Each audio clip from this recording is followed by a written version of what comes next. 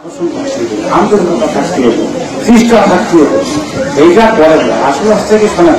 আমি যে কথাটা বলি পৃথিবীর একটা ঘটনা আছে, আমরা যাই কিন্তু পাবে যাবে কথা কি আছে। আজকে এই যে প্রধানমন্ত্রী ছেলেরা বসে আছে, আজকে এই বঙ্গবন্ধুর কন্যা শেখ হাসিনা আজকে 100 উপবৃত্তি দিয়েছে 100 টাকা এবং সিন্ধুকে 50 টাকা মাসে দিয়েছে। কে দেয়? যার মানসিকতা আছে, যে বাংলার মানুষকে যে ভালোবাসে, যে বাংলার মানুষকে আদর করে, বাংলার মানুষের ভাগ্যের পরিবর্তন করতে চায়, সেই শিক্ষার আলো মানুষের ঘরে ঘরে যাক এবং মানুষ বাঙালি জাতির শিক্ষিত জাতি হিসেবে বিশ্বের বাজারে সবাই বলুক, এইটার মানসিকতা দাঁড়িয়ে আছে। সেই জন্যই তো সে করে, সেই কারণে তো সে করতেছে। আজকে হাই স্কুলের প্রবৃত্তি হচ্ছে 1 জানুয়ারি সারা বাংলাদেশের প্রত্যেকটা প্রতিষ্ঠানে বই করছে। আজকে যারা আমরা ইউরোপে আমরা বলি, আজকে সকল মাসেও বলতে পারবে, যাকে বলতে পারবে না জানি না।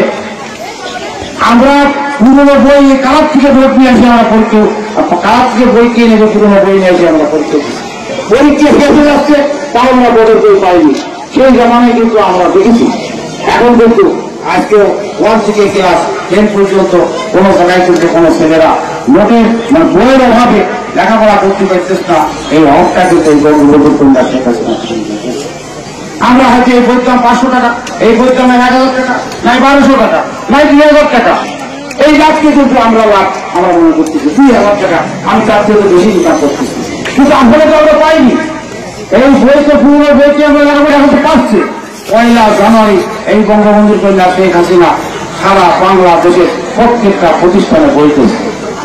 আজকে শিশুদের তাদের মানুষগুলো তাদের উৎসাহিত করার জন্য, তাদের উৎসাহ করার জন্য, শিক্ষার উপর প্রাণ রাখার জন্য 50 টাকা প্রত্যেক মাসে